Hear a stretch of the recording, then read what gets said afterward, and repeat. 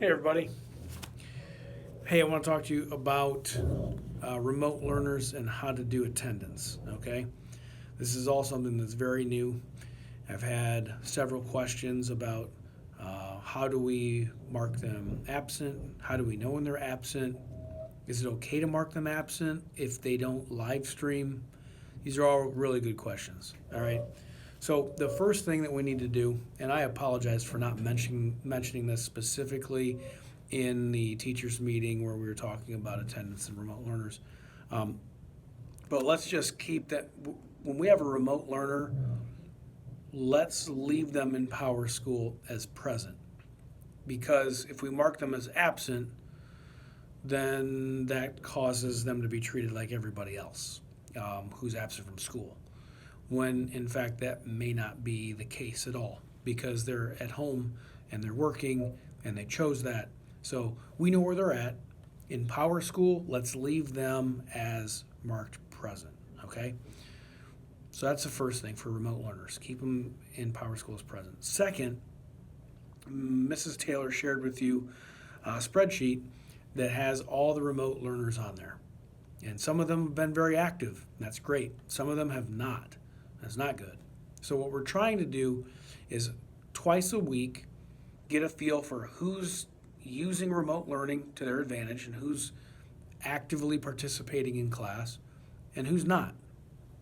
So, on Tuesdays in the afternoon, take a look at that sheet, find the kids that are in your class, and then just simply mark a P for present or an A for absent.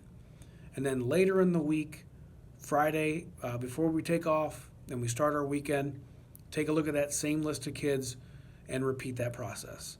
And if we start to see a trend and it happens in one or more classes, then that helps us out and we can attack that in a position where we can figure out what's going on and why are they absent from all classes? Why are they only absent from a few? So, what are we looking for as far as attendance? In a perfect world, we would live stream everything and kids would show up the period that they have you on your schedule, and it would work out great. But we know that that's not always the case.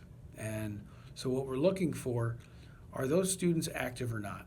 Is there evidence that they're learning? Are they watching lessons? Are they communicating with you? Possibly, are they live streaming? Have you seen them? Have there been emails? Have there been questions? Like, if there's activity, then we want to mark them as present on Tuesdays and Fridays. So, right now, it's the best that we have. And I'm open for any suggestions because I don't feel that marking attendance daily for remote learners that can be very difficult as well, because we don't have all the cards every day. So that's why we're looking at doing it twice a week, Tuesdays and Fridays. Look for activity. If you have kids who are able to live stream and you know that they're going to be able to tune in every day, then I don't have a problem with that. But if we do have situations where there are problems with internet, or they're being taken to other family members' houses, or whatever. There's a whole bunch of different things, but they're still active and they're still doing their work. Then we want to count them present. So it's the best answer I have right now.